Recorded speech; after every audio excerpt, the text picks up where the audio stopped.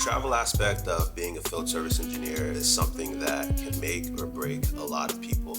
It's not for everyone, but for those that love to travel, love to see a lot of new places, this can be a good career path for you.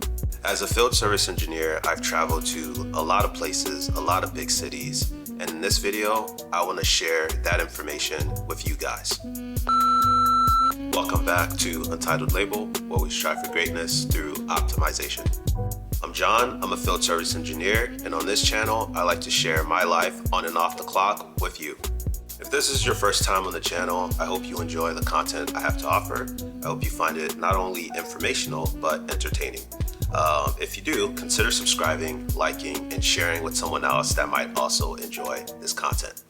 For those of you that have already subscribed, welcome back, and as always, thank you for all the support. Now, with the introductions out of the way, let's get into today's video. Now, I've started this career for about 2 years. Again, I'm going on my third year, and I've been to a lot of places. One of the things that I did find as a positive for this job was the ability to travel. Coming from the Navy, I went on several deployments, visited many countries, and in this new career, it's somewhat similar. I'm just more so traveling and discovering America per se. Now, I actually had to make a list of all the places I've been because I've been to a lot of different cities. Even though it's only been 2 years, there's a lot of different places I've been to. So I'm gonna go ahead, list them. I'm going to mention which one is probably one of my favorites. I'll also discuss the travel percentage from when I first started the job to where it is at the moment, as well as my current average travel time. So first off, let's get into the nice long list of places that I've been.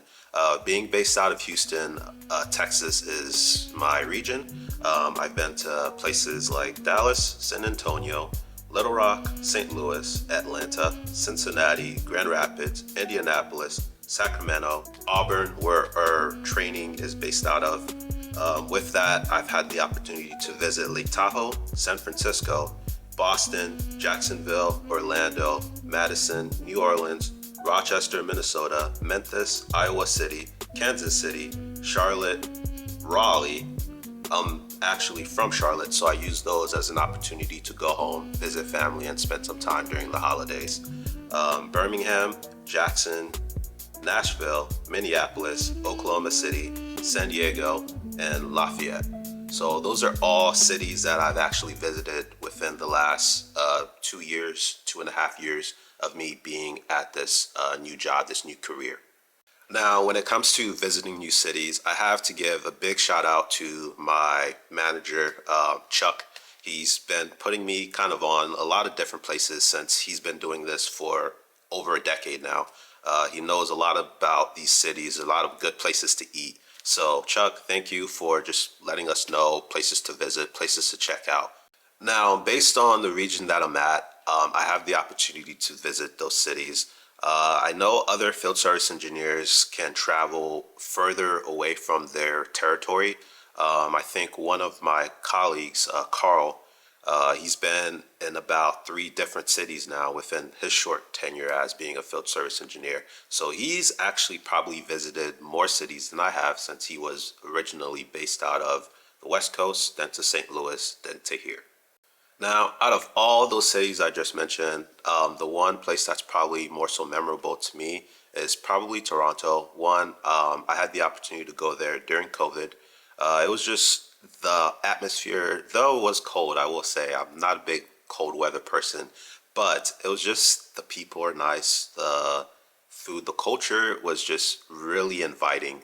Not to mention, I'm kind of big onto home architecture type stuff. And some of the homes, although they're similar to townhomes, I would say, they have a lot of beautiful architecture just in general in the city. So I think visiting there and having the opportunity to go there for work, but also having time to explore Toronto is definitely an opportunity that I've enjoyed being on this career.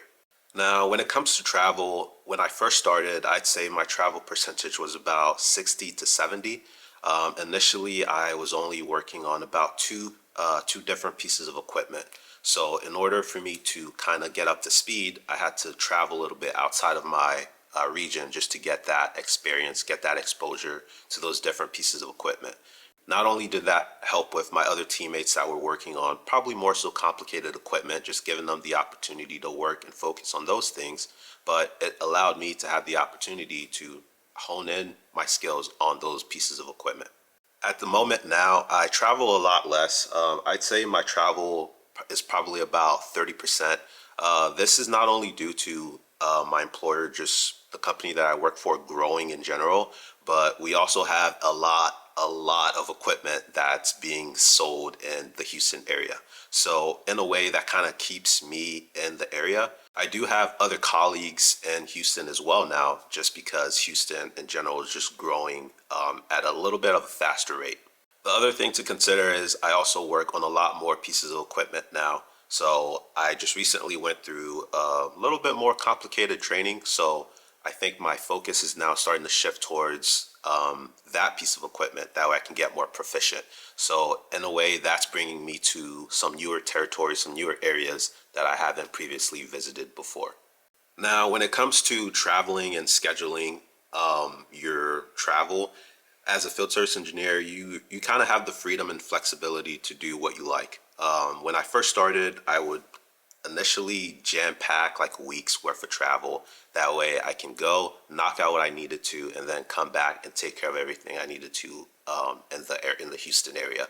That can be a little bit exhausting. So I do caution you, if that's your mindset, just travel, going to city, knocking everything out. Just know that it can get a little bit tiring. Another thing to consider with that is if the situation happens where you're in one city, something goes wrong, you might not be able to make it to the other places where you need to. So proceed with caution. This job has been a learning experience. I'm now to the point where I try to schedule my traveling at least once a week. If I need to go to a different city, I'll plan it out to where I'm in Houston for the first part, or maybe I'm traveling for the first part and then I'm back in the Houston area for the second part of the week. That way it kind of spreads things out and it gives me a little bit more wiggle room in case anything should happen. As I said before, the travel aspect of being a field service engineer isn't necessarily for everyone, but it's been a good opportunity. I'm the type of person that likes to take advantage of everything I'm given. No matter what the situation, I'll make the most of it. If you have the similar or same mindset as I do, you're definitely going to enjoy being a field service engineer. Now, keep in mind, this will also vary based on your employer or the company you're interested in working for. I really hope you guys found this video entertaining as well as informational. If you have any questions, let me know in the comments below. I'm genuinely interested in knowing what you guys' thoughts are as far as being a field service engineer or the travel aspect of being a field service engineer. If you've made it this far and you haven't subscribed yet, consider subscribing, giving me a thumbs up, and sharing with someone else that might be interested as well. Now, with that said, I'll catch you on the next one.